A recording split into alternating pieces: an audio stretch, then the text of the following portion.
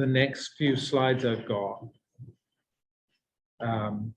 are sort of the mathematics of solving our differential equations numerically rather than analytically. And I've got a slide on solving a first order differential equation. That's this slide. And then I've got another one, second order differential equation. And then we'll get it onto actually Python code to do these, so find these solutions. So this is how we are going to solve in today's class a first order differential equation. So, and we're going to do it using a Taylor expansion of the function that is dictated by that first order differential equation. So upstairs here, this is just my general way of writing a first order differential equation. So on the right, on the left hand side, this is the differential of, say, the position of the falling a dependent variable. So y here is a dependent variable. And then over here on the right hand side, we're equating that first order differential of the dependent variable with some function of that dependent variable and the independent variable. So time is a good example of that. So think of our free falling body and the differential equation for the velocity in that more general context. So here on the left-hand side of the free falling body's differential equation for the velocity is the rate of change of the velocity.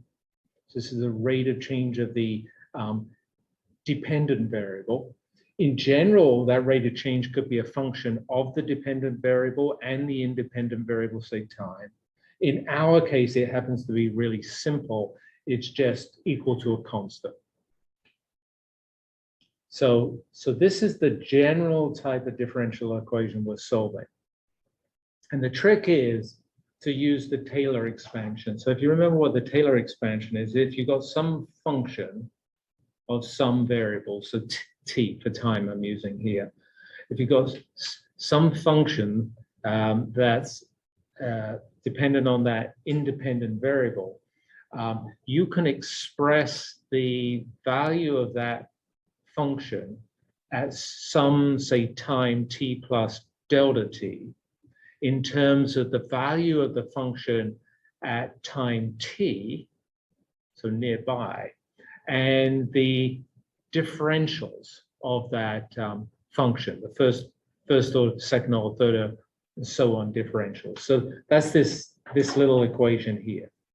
But if you want the value of y at time t plus delta t, with the Taylor expansion, you can write it as the value of y at time t, so nearby, plus a series of terms here.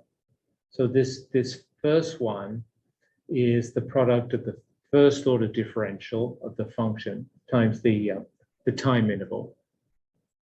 The second one involves the second order differential and the time interval squared. And then the series continues in that way. This third one is the third order differential, and this is the time difference between these two locations cubed. So that's the Taylor expansion. So the idea of solving a first order differential equation with this Taylor expansion is to imagine that we're going to take our time and we're going to discretize it. So we're just going to have like time 0, time 1, time 2, time 3, separated by little time intervals. Delta t is between time 0, time 1, time 2.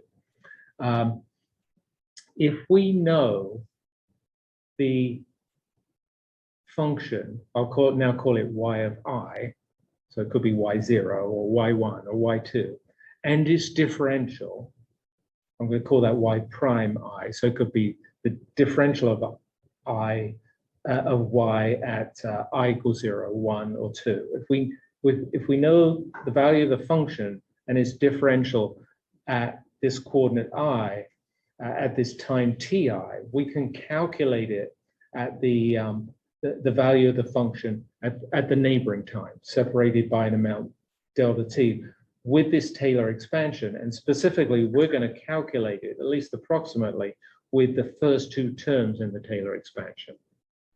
So if we forget about these terms on the right-hand side, just keep the terms over here on the left-hand side, then the value of the function yi plus 1 is equal to the value of function yi plus this sort of correction term that is the product of the differential rate of change of the function times the time interval that you've stepped.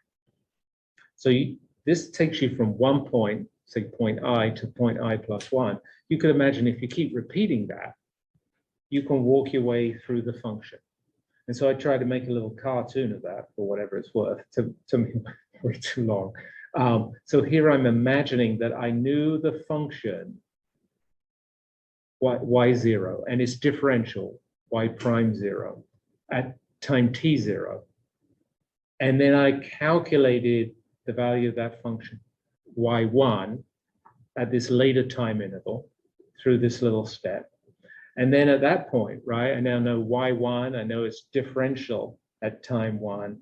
I then, again, repeat the procedure, calculate the value of the function differential at y2 at this location t2, and so on and so forth. And so I can walk my way through this function and map this function out. That's basically how we're going to solve the problem numerically.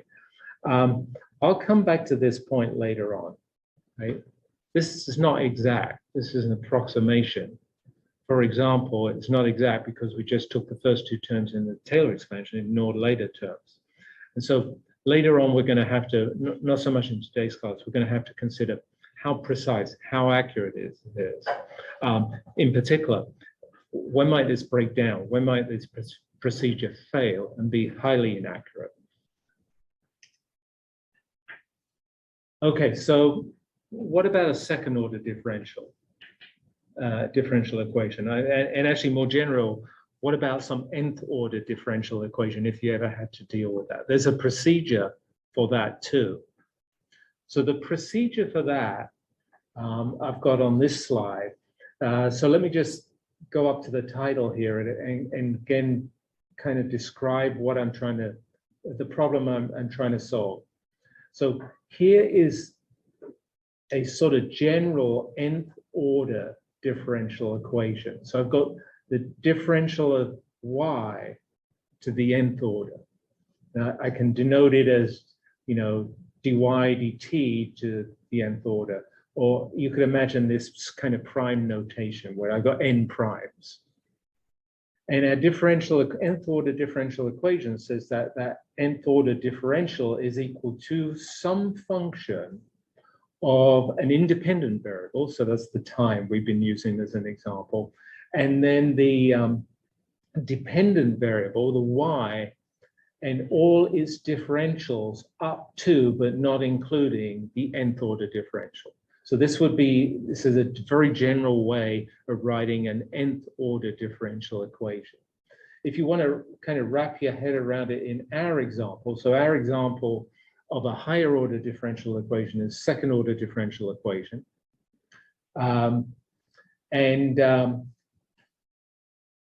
Our second order differential equation, well, in principle, it could be a function of the dependent variable, independent variable time, and the dependent variable and its first derivative. But in our particular case of 3, 4, it's just equal to a constant. So we've got a rather simple version of a general nth order differential equation. So the trick to solving those is actually to turn the nth order differential equation into kind of an array of first order differential equations, specifically n first order differential equations.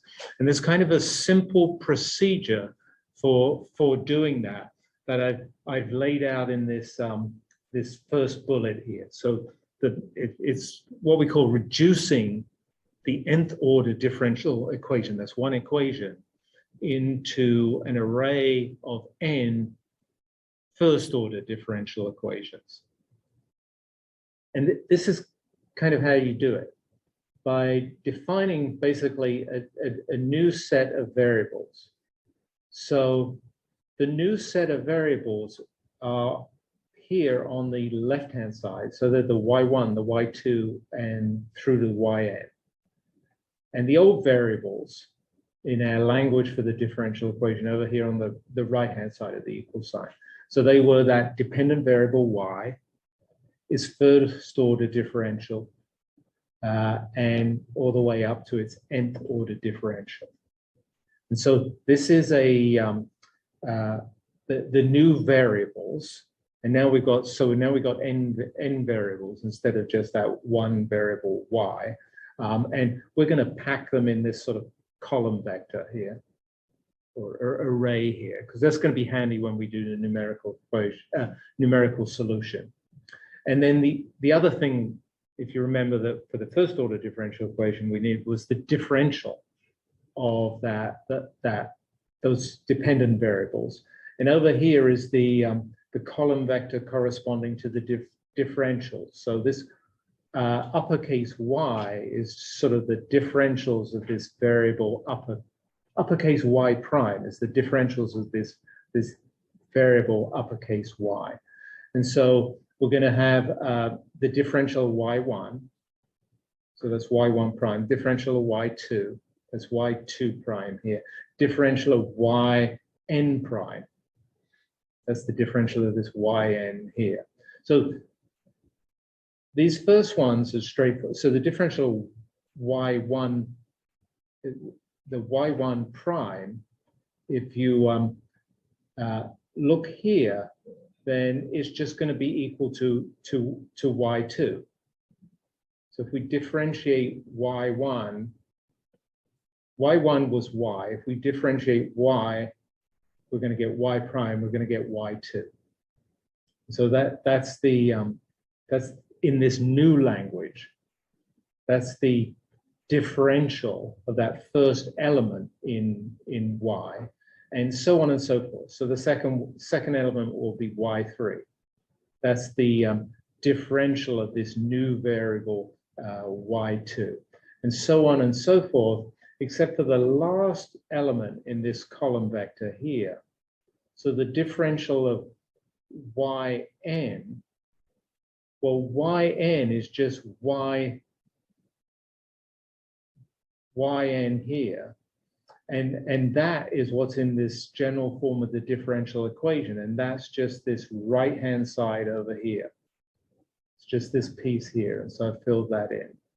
And so basically what we're going to be doing is replacing this language on the right-hand side of the equal sign here, and this language on the right-hand side of the equal sign here, with these new variables, y1, y2, and the differentials, y1 prime, y2 prime, etc., on the left-hand side. So that's our change in language.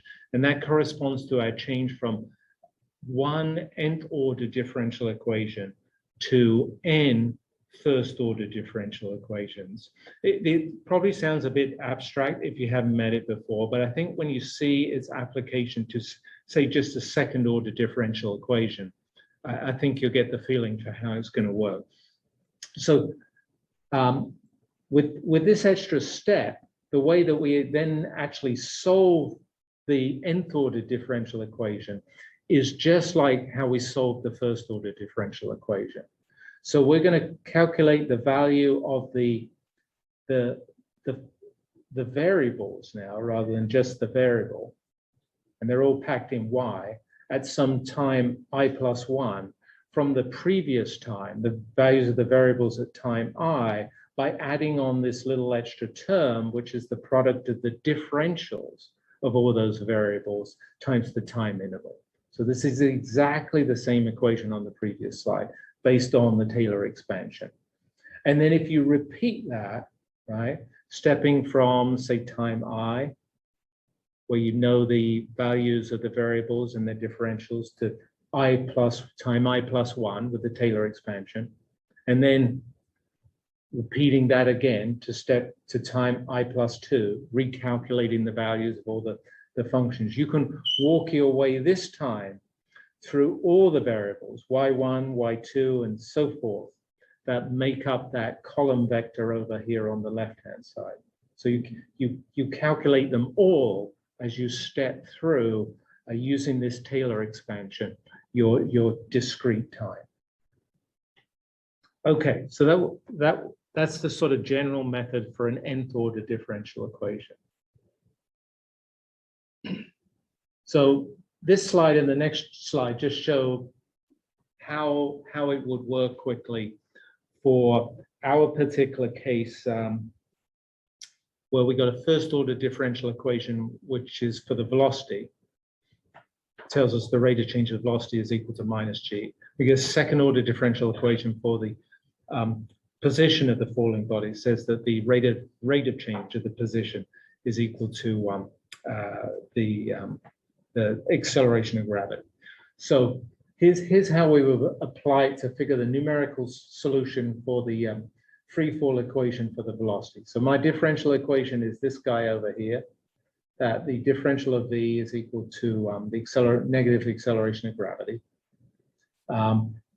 If we were doing this analytically, right, we would just integrate this to get this solution over here. So this is the analytical solution on the left-hand side, that the velocity is minus gt plus this sort of constant of integration, which is physically the initial velocity. And over here on the right-hand side is how we're going to solve this numerically. We're going to start with some, we're going to use this Taylor expansion expression to calculate the velocity at times I plus 1 from the velocity and its differential at times I. And we can repeat that as long as we got a starting value, an initial condition for the velocity, the v naught, we can just repeat it in this way to map out that function. So that's how we're going to do this one numerically. And then for the second order differential equation, so that's the rate of change of the vertical position of the falling body is equal to minus the acceleration of gravity. This is kind of how we would do that analytically over here on the right and numerically over here. Sorry, analytically on the left and numerically on the right. So here's the differential equation, second order differential of y is equal to minus the acceleration of gravity. If you integrate that time, that equation twice, you get these well-known sort of analytic forms for the position and the velocity as a function of time. We use those in the first class. And then here's how we're going to do it numerically. Again, the idea is that we'll calculate the position at time I plus 1 and the velocity at time I plus 1 based on this Taylor expansion expression or approximation in terms of the position and its differential at time I and the velocity and its differential at time I. And so again, as you repeatedly apply these little rules for stepping through your discrete time, you're going to map out the function that describes position versus time. As you take these little steps from one time to the next time, you're going to map out the velocity as a function of time as you take these little steps from one time to the next time. And this time you're going to have to know two initial constants, two initial conditions. You're going to have to know the initial position and you're going to have to know the initial velocity. I should have called this a y naught here, not x naught. Okay. So that's the math introduction. So let's see if we can apply that. So we could get out of this. Well, is there any questions on either the sort of physics introduction or the mathematical method introduction? I know that the nth order differential equation general solution is sort of a bit abstract, but I'm hoping it becomes clearer as we kind of program it.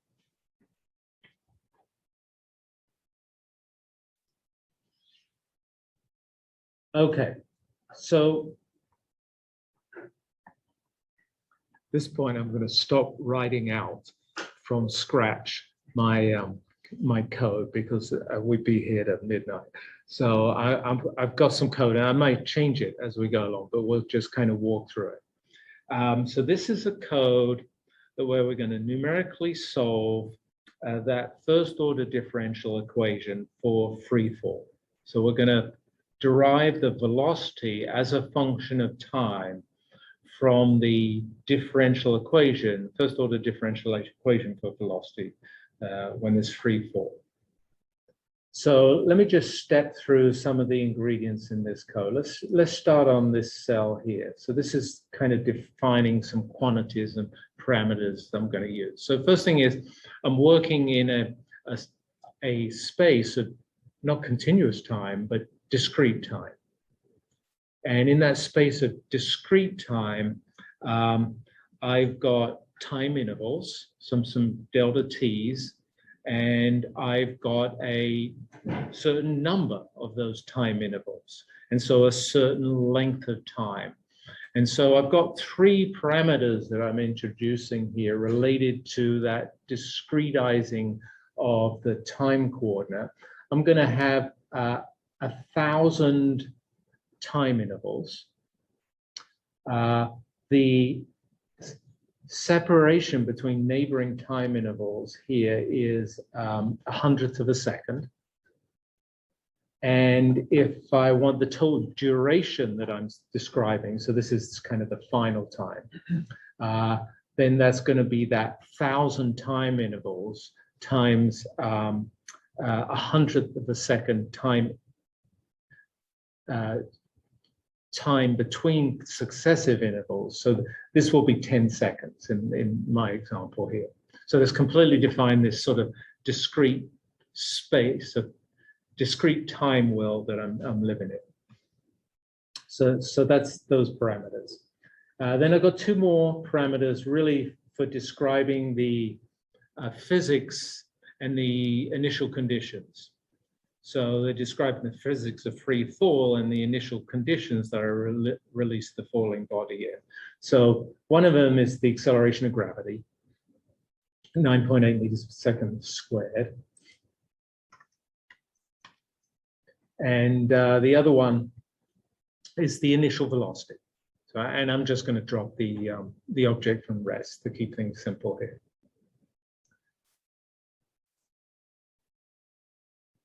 Okay, next cell.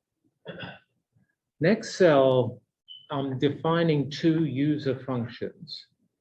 That is going to be handy because, you know, with this method, numerical method of solving the differential equation, I'm going to be repeatedly 1,000 times, right, stepping from one time coordinate to the neighboring time coordinate. And so it's going to be really handy if I can just call a function to handle these steps. So the first function, so the one I gave the name Euler, is the one that describes this sort of method where you calculate the value of your function at time I+1 from the value at time I and its differential at time I. And then the second one, the one I called free fall, is where I define my particular differential equation. Right? I'm thinking of free fall right now, but I'm going to change it later on to put in a drag force. So we'll always be using this Euler recipe for solving the differential equation. But for different cases, with and without, say, air resistance, I'm going to be changing my my function here, which describes the ordinary differential equation. Okay, so this is the one that describes the method to calculate the function from its previous value at the previous time. Let me just show something that's probably obvious in it right now. This piece here, right? This is that key ingredient from the Taylor expansion. I'm going to calculate the velocity at time I+1 from the velocity at time I by adding to it, the rate of change of the velocity at time I. So it's derivative times that time interval dt. So that's the Taylor expansion recipe. When I call this function, I pass these arguments here. And I've done this because I wanted to make this kind of a general function that I could use for my simple differential equation or more complicated differential equations. So if you look here, look at some of the things I'm passing. I'm passing this is the independent variable. So a differential equation could be a function of the independent variable. Our free-fall one wasn't, but in general it could be. I'm also passing the dependent variable. Our differential equation could be a function of the dependent variable. For free-fall it wasn't, but in general it could be. So I pass those things. I'm also passing a name of another user function. So this here is going to be the name of my particular user function that describes my differential equation. So when I call Euler, this user function, I'm going to, in this code here, I'm going to, this argument here is going to be my free-fall function, because that's where I'm telling it what my differential equation is. So I did that so I could easily take this Euler function and use it for some other differential equation. So Euler function, is it generic for any nth order or ordinary differential equation? This one right now, the way I've written it, is just for a first order differential equation. And then the next one, we'll look at the case of the second order, which could be nth order, really, the way I'll write it. So, and there's a very good question. So the key thing extending it, remember, the first order, I just had a yi plus 1 that I calculated from yi. So it's just like a scalar quantity. The way I set it up for the nth order was I had a vector of kind of yi's that I would, yi plus 1s that I would calculate from a vector of yi's. And so all we'll have to do to extend this Euler procedure for calculating the function is change from these variables being scalars, the dependent, independent variables, to being vectors or being arrays. So that's how we'll do it. So that works very nicely in a computer code. You'll see it on the later example. Okay, so that's the function that's calculating, that's the user function that's calculating the, say, velocity function that we want. And then here's my user function that defines the differential equation for free fall. So I'm going to pass it again, the dependent variable, independent variable, and the dependent variable. So it's kind of general, so I can extend it. And then inside the function, I'm going to calculate the rate of change of the first order differential of the variable that's, in this case, the velocity. And in this case, it's just equal to this constant minus g. And so I return that differential. So I hope that's okay. You know, I'm sure when you start to play around with it, right? It's, normally when if I was sitting out there, I'd say, yeah, that's fine. That seems perfectly fine. And then as soon as you go to work through an example, you have new questions. So that's always going to happen. But anyway, this gets us started. We've got these two functions. Okay, so let's go on to the next cell. So yeah. So first you introduce this general Euler function, and it has argument. And in this argument you've got derivative, and then you said that you're going to call that derivative a function afterwards, which is basically minus g in our case. Yeah, let me show you in this next cell. I think I'll answer that question for you, how it's going to work. So if I don't answer it, let's come back to your question. But let's see how that works. So the first thing I did, there's two parts to this cell. Let's start with this upper part. Here is straightforward, right? In my discrete time, I'm going to have a discrete function for the velocity. And so I'm just defining two arrays to hold those. So with this call here, this function call here, I'm defining an array of times that has n elements to it and covers the range from 0 to the final time. So this is just an array of 1,000 times that spans my time interval. And then I'm just going to define another array for the velocities. I'm just going to fill it with zeros to begin with. Again, it's going to be a velocity array corresponding to that time array. And I'm just going to initialize the very first velocity to be whatever that initial velocity was. So V0. Okay, so that hopefully that bit's straightforward. It's just some bookkeeping to make my arrays. And then here, my whole calculation of the solution to the first order differential equation comes down to this little loop here. So in this little loop, I'm going to step through, take n-1 steps from the first time interval and the value of the velocity at that time interval to the next one, to the next one, to the next one, to the end of this array of times and velocities. I'm just going to go stepping through the array of times. And as I step through the array of times, I calculate the velocity, the velocity at time, here I'm using j plus 1, from the velocity at time j, by calling the Euler function. So when I call the function, I'm passing the dependent variable, so the time, independent variables, the time, the dependent variable, the velocity, the time interval, and I'm passing the name of my function that's going to calculate the derivative. So if that answers your, that's how I tell it that I'm going to use this function free fall for the derivative. And then, so I'm calling Euler, and then it's going to return to me the velocity at the next time in the array. And then I just keep on repeating that over and over again. And by combination of these two user functions, right, I know the current velocity, and I know the current velocity's derivative, it's just minus g. That allows me to calculate the next velocity. And so I can walk through the function.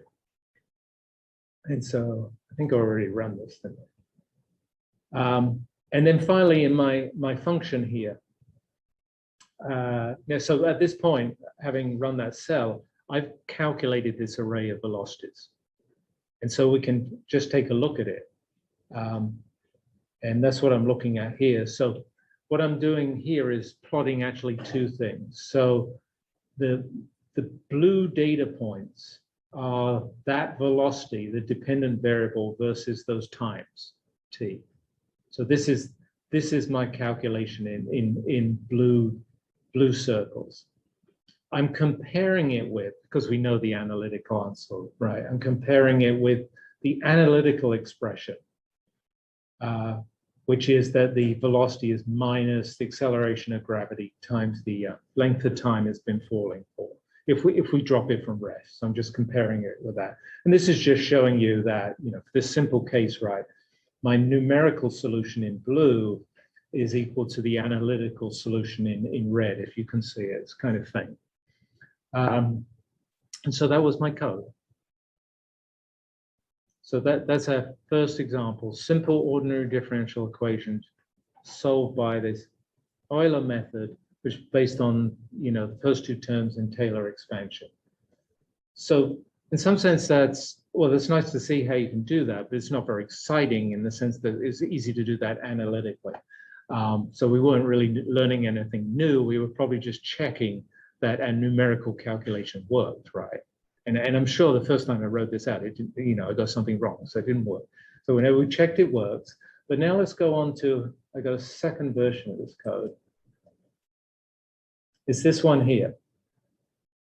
So this is exactly the same as the first version, except I'm going to add a quadratic drag force.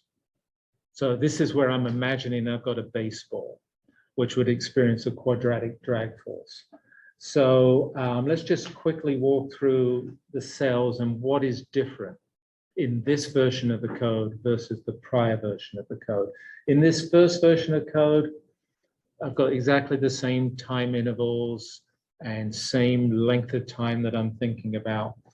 So there's nothing different here. I've got the acceleration of gravity. I've got that initial condition, the initial velocity. I'm dropping it from rest. I got one more parameter.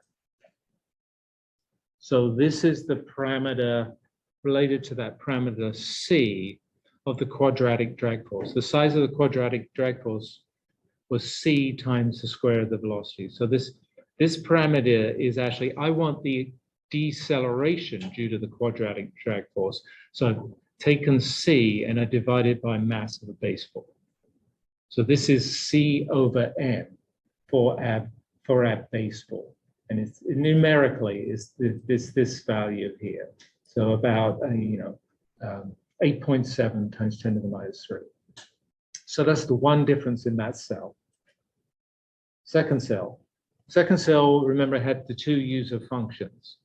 I had the function that transported us, through time and mapped out the equation we're trying to solve. That's completely unchanged. That's this Euler function here. Not changed this at all. What I've changed is the free fall function that describes the particular differential equation I'm solving. Really, I shouldn't call it free fall anymore, because it's not free fall, because instead of the rate of change of the velocity being minus g, it's now minus g plus this piece here. So this is the square of the velocity. So this is quadratic drag force times that coefficient for a quadratic drag force C divided by m to get a deceleration. And so this is the change I made in this cell. And I think that change there and this change here to introduce that parameter, those are the only two changes I made here.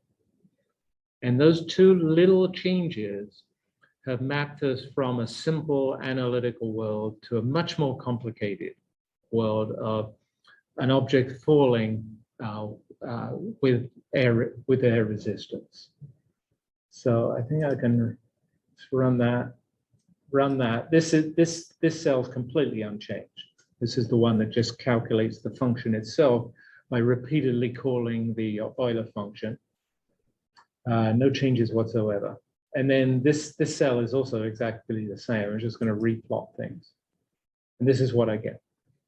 So here, remember the red line was the analytical expression for free fall. So that's what happens in free fall. This is velocity versus time. The blue dots are the numerical solution to our first order differential equation. And so that's this line here. And what you're seeing on here is I release that baseball, and then, well, to begin with, it accelerates at constant acceleration downwards. But as the drag force builds up, then that counteracts the force of gravity, and the net acceleration starts to decrease. And ultimately, you reach a balance between the drag force and the gravitational force where there's no acceleration, you're at terminal velocity.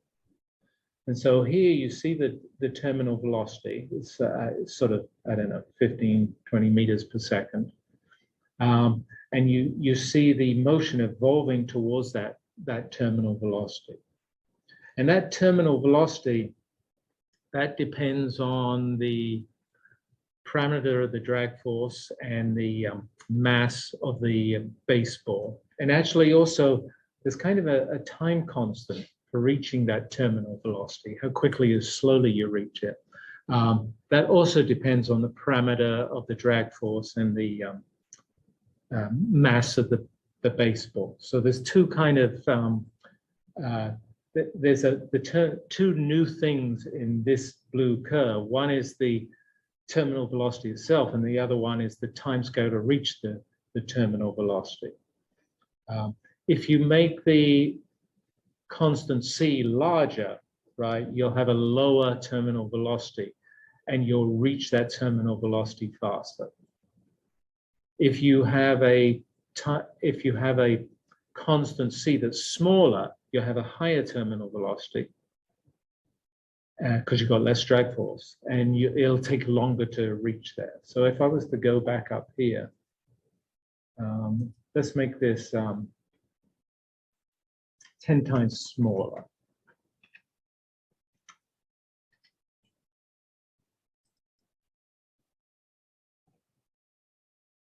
And let's rerun this and replot this. And so we've made the terminal velocity much larger, and we've made the time scale to get there also much larger. So we're kind of exploring that space. Is that okay? So that's clearly the advantage of numerical solutions, how easy it is to add in more complicated effects. And essentially it was exactly the same code with just one additional parameter plugged in. Okay.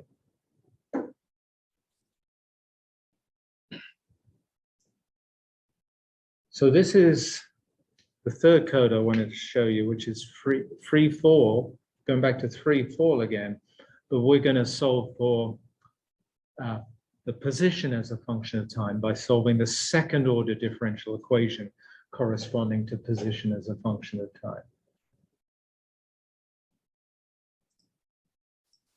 time. So let's take a look at this first cell. The time space, discrete time is exactly the same. Actually, it's not exactly the same right here because it's filling with it. Let's make it the same. Time intervals of 100th of a second, and there's going to be 1,000 of them, and we're going to be looking at 10 seconds worth of time in total. We've got the constants or the parameters in the problem. We've got acceleration of gravity again. We've got the initial velocity again. We've got one more parameter. We've got the initial position. So when you have a first order differential equation, you'll need one initial condition to find an explicit solution. When you've got second order differential equation, there'll be two initial conditions you need to find the particular solution that you're interested in. So that's the only change here is I've got an initial position, y naught, that I'm going to call 0. Okay. Second cell, I've got, looks kind of the same as the other two codes. I'm using my user-defined functions, one for the method of solving the differential equation, and the other one for describing my particular differential equation that I'm using. But there's going to be a difference here. So the difference is that you see this dependent variable yi, this dependent variable here called y. In the first case, that was kind of that v that was just a kind of a scalar quantity. Now, this yi is going to, if you remember back to that sort of slide on the method for solving an nth order differential equation by introducing a vector of n variables and their differentials. This is now going to be a two-element quantity that stores both the position at time I and the velocity at time I. So when we carry out this calculation here, if this is a second order differential equation, it's really going to be carrying it out for the elements, say the two elements of this vector for a second order differential equation. It's going to be incrementing yi to get yi plus 1 and incrementing vi to get vi plus 1. And if it was an nth order differential equation, it'd be incrementing all the elements from 1 to n to get them at time I plus 1 from time I. So although the function looks the same, the type of argument that we're calling it with and the type of return that it's giving to us are going to be different. So we're going to call it, when we call it, we're going to be passing it a pair of dependent variables, and we're going to be getting back a pair of dependent variables at the next time interval. And the same is true for the call to the function describing the differential equation. So, for example, when I return, what I return from this call to the free fall differential equation is now kind of a pair of differentials that correspond to the differentials of y and the differentials of v. So the differential of y is actually just the velocity. And the differential of the velocity is that acceleration of gravity. So this guy here represents that dx dt, really I should have put dy dt. dy dt, the rate of change of the vertical position is equal to the velocity. So that's this part of the differential equation. And then the second line here, this is where the rate of change of the velocity is equal to the acceleration or minus the acceleration. So this is really the key where I broke that original second order differential equation that specified the rate of change of the position as minus g. I've split it into two first order differential equations. One of them that's saying that the rate of change of the position is equal to the velocity. It's kind of the definition of velocity. And the second one is saying that the rate of change of the velocity is equal to minus the acceleration of gravity. So that's kind of the trick. I have a question. Yeah. Why do you ask for time in the free fall equation, but you use time within it? I pass time because I tried to make this point a little while back that I was trying to write these so that they're kind of general. So if I had a general, nth order differential equation, it could that nth order differential could depend on the independent variable, the time, and the dependent variable and its differentials. So I was kind of passing both these arguments in case I'm going to extend it. But actually, I don't ever extend it in that manner in this example. But we did when we extended it with the velocity in the last case. That was a reason I had to pass the velocity. So that's a good question. Yeah. Call diff 0 as being y1. Is that when you just give it one index, but it's a 2D array that you're creating the next one. So does it read that as like a row, or does it read that as? Yeah, that's a good question. I think if I show you how I set it up, you'll see how that worked on the next one. So let's go, because that does look a little, I agree. Why did I do this is your question. Why was it y1? Let me show you. Okay, so now I'm solving these two first order differential equations. My arrays that are going to describe the solution are going to be different. I'm not going to have so I've got an array of times, one-dimensional array of times. In the prior example, I had a one-dimensional array of velocities. Now what I'm going to replace that by is a two-dimensional array of coordinates. So so here's the time. This is exactly the same array of times. This is the same as before. But this is my new array of variables. And it's a two-dimensional array of n by 2. And so if this second index is 0, that's going to be the positions. And if this second index is 1, then that's going to be the velocities.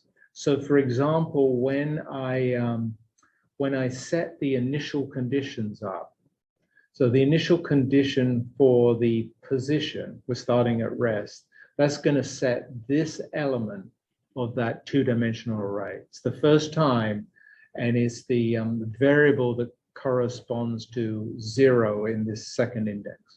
And then for the initial condition for the velocity, I'm setting, again, it's the first time, so it's the 0th element here. But then it's the, in this two-dimensional structure, it's this element of it's the second variable.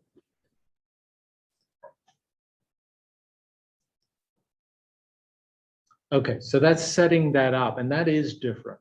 So now I'm going to be propagating pairs of solutions to the differential equation, the positions and the times as I walk through the Euler method. So here's where I actually carry out the calculation. So again, the whole calculation comes down to this same line. This is exactly the same as the previous examples. We're just looping over the array of times, and we're propagating the solutions, this time a position and a velocity from one time, say I, to the next time I plus 1. The only thing I've changed here really is after I've done that, so my two-dimensional array has both the positions in it and the times in it. So I kind of sliced out into two separate arrays. I called them yn, the vn, the numerical solutions for y and v. I sliced out the y values, which correspond to this index of the second in the array, and the velocities, which correspond to this other index here. So I pulled those two pieces out. Okay, so after all that, finally, I do some plotting. I'm only plotting here the position because we already studied in the one-dimensional case the velocities. I'm just going to plot the position, but you actually got position and velocity out of this. So in some sense, we didn't really need to do the first one if we knew we were going to do the second one. I'm going to plot the numerical solution for the position as a function of time. And I'll compare it with this analytical expression because we were able to solve this case analytically. And so if we do that, that's what I get here. So, you know, as the object falls, it's continually accelerating on the gravity. It's going to get faster and faster. It's going to cover greater and greater distance in the same time interval. So that's what you're seeing here. So here's time, this first 10 seconds. Here's the distance fallen in that 10 seconds. And here through this parabola, you're seeing the acceleration under gravity as it gets faster and faster and faster. And you see here that, again, this is really just a check on our sort of numerical method, that it agrees with the well-known analytical expression.